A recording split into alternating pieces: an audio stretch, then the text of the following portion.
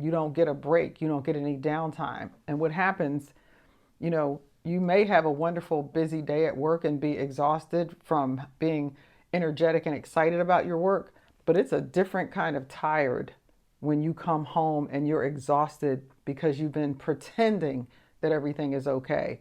It's like an added energy drain on an already busy or hectic day. This is the Joy Act, where finding joy beyond divorce begins with your understanding that the depth of your heartache shows the depth of your capacity for joy. I'm Dr. Lisa Summerhour, and together we'll use accountability, alignment, communication, and trust to transform your journey. It's time to step into the Joy Act. So this is me in my office, in my workspace. And one of the things that I've been asked to do is talk about what I've learned from podcasting and really why I'm podcasting. So for those of you just meeting me, I am an accredited breakup and divorce coach. So I work with women, primarily women, accomplished women who have gone through a breakup or a divorce, a significant breakup or a divorce. They could be in the middle of one. I had a client who was still going through her divorce when we connected, and worked with her through the entire divorce process, through the finalizing of the divorce, and into her moving out of that property and getting her new home. And we still stay in touch today, and her life has just changed dramatically. And I guess that would speak to why I do what I do. What I've learned from podcasting is this is a great way to have a conversation with people. And it's also a great way for me to introduce my clients and potential clients and other listeners to people I think can help them. So it gives me an opportunity to talk to people from a wide range of backgrounds, careers, industries, whatever it is, because we're all different. Coming as a divorced woman, and I've been divorced more than once. I don't know if I'll get too deep into that in this conversation, but I've been divorced more than once. And so the women that I talk to, especially those who have more than one divorce in their experience, they come to this with, there's like a shame or this guilt, this discomfort and embarrassment even around the fact that they've been divorced. And for some, it's just one divorce can do that. But I see a significant increase in all of these negative emotions when the person has had more than one divorce like I have. And so I know what that felt like. Just a little bit of discomfort or embarrassment. Oh, when people say, so have you ever been married? And you go, yeah, and you don't really want to tell. I had another woman tell me, Teresa is her name, and she said to me, when I was working, going through my divorce, she said, I felt like I was showing up at work doing like 10%, 10%. And when you hear that, you go, she should have just been fired. But I understood what she meant. And what she said was, I was doing just enough to keep my job. Just enough to keep my job. Because she was so emotionally traumatized by the divorce itself, the whole process of getting divorced, and the emotion behind the divorce. And I know everybody experiences it a little bit differently, and everybody gets through it differently. And in fact, there are people who there's no it doesn't seem to be any emotional impact at all. And I even want to talk to them because I'm always curious to know, that may be the facade. That may be you, the front facing you, that you don't want the world to know that you're being phased. And if I had a one-on-one conversation with you or in your quiet moments, my question would be, is that real for you 100% of the time? 100% of the time, are you really okay? Or do you have quiet moments when you are standing in your shower or in your tub or sitting at home having a quiet dinner by yourself or watching TV and something comes on and it just triggers you and you have a completely different emotional response to that than the one that the public sees, the one that people who know you see?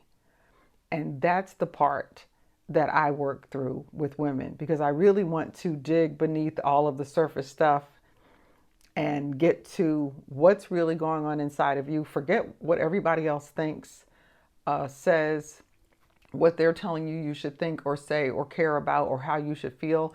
I really want you to tap into, how do I really feel about this? How is it impacting me? I don't want this to be how I get impacted by this for the rest of my life, because the reality is it can stay with us for the rest of our lives, just like anything can.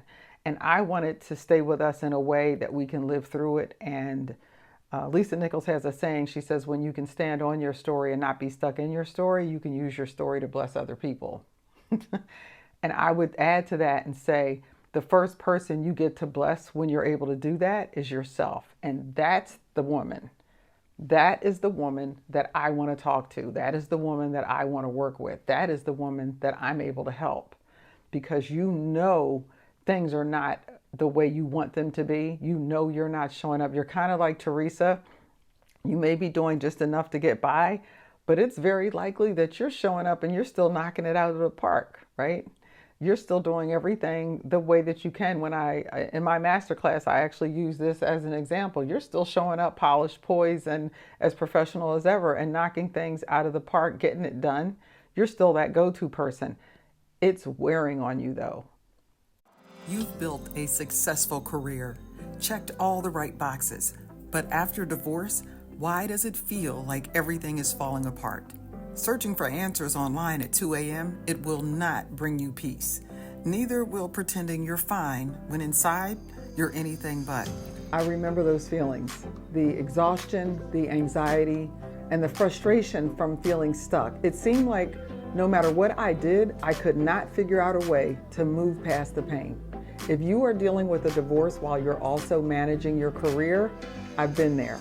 Things didn't get better for me until I stopped waiting for time to heal me and I took control of my own healing. And that's how this came about. That's why I designed the 4 essential steps to creating joy after a difficult divorce. It's time to break the cycle.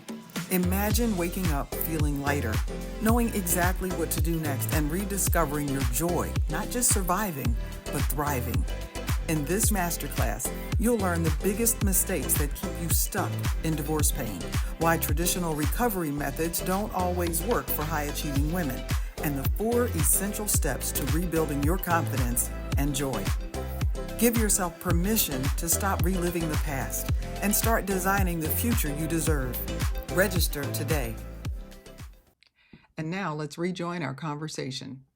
It is wearing on you though. It is having a psychological and an emotional and even a physical a negative impact on you in those areas, because you have to force yourself to continue to operate at the level that people expect you to operate at. You don't get a break. You don't get any downtime. And what happens, you may have a wonderful busy day at work and be exhausted from being energetic and excited about your work, but it's a different kind of tired when you come home and you're exhausted because you've been pretending that everything is okay. It's like an added energy drain on an already busy or hectic day. And that is what I want to help women work through. That is what I want to support women as they work through. That is the things that I want to guide women through. So why I do the podcast is because I know there are other women out there who are like I used to be, and they can use the support, they can use the education, they can use the strategy that I bring. It's not just, it's not a surface level thing. I'm here to go as deep as you're ready to go at this stage. And at every stage, it gives you a room. You know what? It's like exercising. I use iFitness in the morning, and Janelle has become my favorite person for my mindful cool down. And one of the things she'll do is, you'll start off with a stretch, and maybe the first stretch, you're like this, and she's like really cool. And you do it a few times, and then she'll say, now take a breath. And you take this deep breath, and she says, okay, now stretch. And then you realize you're able to stretch a little bit further. That's what I want to do. I want you to stretch to where it's comfortable. And I want you to get good there. And then I want you to take a breath. And then I want you to stretch yourself a little bit further. And it might be a little bit less comfortable, but you're capable of doing it. But you don't know it until you push yourself to that point, until you challenge yourself to that point. And I'm here to challenge you to that point. Now, what I've learned from podcasting is the need to be consistent, When I show up every week, my followers are looking for that. I'm also learning to be resilient because just a week or so ago, I completely deleted my entire YouTube channel. For anyone who has ever done that, I don't have to explain to you. I guess there was a little anxiety, because it's sort of like, oh no. But I have to be honest with you. I didn't freak out. I didn't panic. Something in me said, you know what? You're going to rebuild it and it'll be better. It'll be better than it was before. And so, what it allowed me to do, I don't have all 80 or so of the podcast up. I have the 27 that I did under the Joy Act. And the other ones, I found many of them and they'll go someplace else. But what it allowed me to do was update all of the thumbnails. And if you don't know what those are the pictures you see when you see the podcast pop up. So I was able to update all those and really dig deeper into how I was titling things, and even made a few edits and was able to put my masterclass ad in many of them. So I was able to do things that I didn't know how to do 27 episodes ago. So I have to look at that as a plus. I have hired an executive virtual assistant, and she said, we're going to be fine. Put those back up. We're going to keep moving, and it's going to be better than it was before. So what I've learned is just, it was sort of an exercise in what I teach. We can't control everything. We can't. And technology is amazing when it's working. And when it's not working, it's a little bit like living in the depths of Hades to some degree, because the degree to which it can keep you from being productive at any given point in your day is just, it's unimaginable. And that being the case, we really realize how little control we have over things outside of ourselves. So I bring it back to the work that I do and getting women to understand the work has to start with you.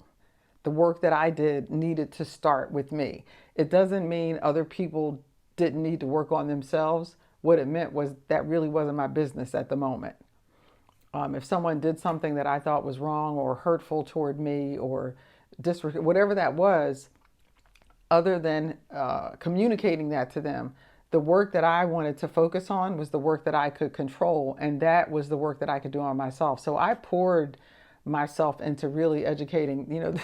These books are not for show. Now, I'll be honest, I haven't read all of them because I'm constantly buying them or listening to them, but so many of these books are self-help books because I wanted to dig deeper into my own situation and deal with the things that I felt were keeping me from being everything that I could, from really fully engaging in my own life. And I guess if I had to just sum it up, I am here to help women who have gone through a divorce, accomplished women, professional women, high achieving women who are dealing with any aspect of their divorce. I'm here to help them fully engage or to support them in fully engaging in their lives. So I am here to help accomplished, high achieving professional women who are, oh my gosh, I am here to help professional women, accomplished women, high achieving women who are dealing with any aspect of their divorce. If they're in the middle of one, if it's after one, even if they may be on the brink of one, I am here to support you in dealing with all of the underlying things that could impact how you show up in the world so that you can focus on being fully engaged in your life, in every aspect of your life. So from a holistic perspective, whether that is about teaching you how to curate a support team that's going to be there and really be specific about a support team. This is just not like your besties getting together.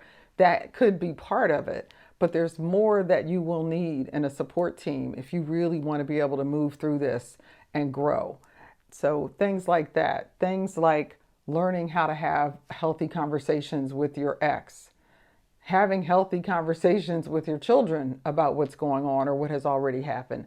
So these are all aspects. Being able to show up at work and not feel like every aspect of your personal life somehow has to stay in the parking lot, because the reality is your divorce doesn't end at the office door.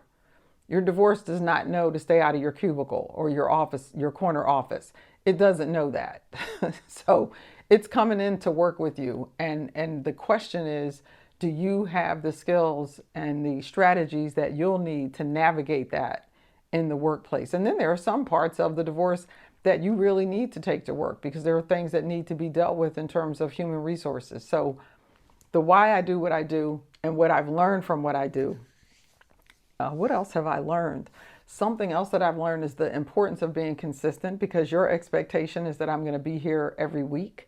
And my goal is to be here every week. So I have to task myself and prepare to do that. And I've also learned that it's not really as challenging or as difficult. It can be challenging. It's not really as hard as people think it is to do a podcast. I think the challenge is in being consistent. And I think there is preparation that needs to happen on the front end so that it supports the consistency. So that's all I have for right now. And hopefully this has been helpful to you, give you a better understanding of who I am and what I do, a little bit about why I do it, and what I've learned actually from doing it. Oh, I do have one more. One of the other things that it's a constant learning. Every one of my guests, I learn something from every one of my guests. So sometimes sometimes my challenge is remembering that this is for you, that it is for the audience. But forgive me if I get so engrossed in the conversation that it just turns into us going back and forth. And I am learning, I want to not talk as much. And there's a fine line between me not talking as much and me being able to get information from my guests. Because some are easier to open up and share than others. Some are much more practiced at it. They've had much more experience and opportunities to do it. So it's easier for them to get in front of the camera and just go. And for them, sometimes I have to pull them back so that I can get questions in that I think you're going to want to hear the answers to. So it's a balancing act. And some episodes, I feel like I do it better than others. So that's something that is an ongoing learning for me. And I think that would be my learning. That's my continued education. That's my continued education. So that's all I have. I just wanted to come on here really quickly and do a short episode to answer a couple of questions that I had received that were outside of the scope of a whole show. But hopefully this has helped. Take care. I'll see you on the next episode.